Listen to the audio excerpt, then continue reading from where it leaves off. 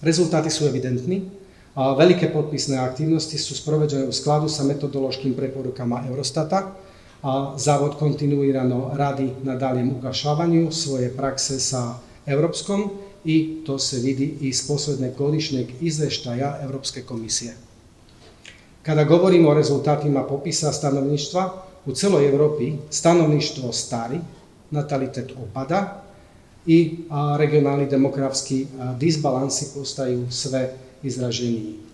Ove promjene imaju duboke ekonomske, socijalne i političke posljedice koje utiču na tržište rada, zdravstveni sistem, ruralnu depopulaciju i održivost penzionih fondova. Demografski izazovi ne poznaju granice. Srbija se suočava sa mnogim istim demografskim problemima kao i zemlje Evropske unije i moja zemlja Slovačka, što otvara prostor za zajedničke strategije i saradnju.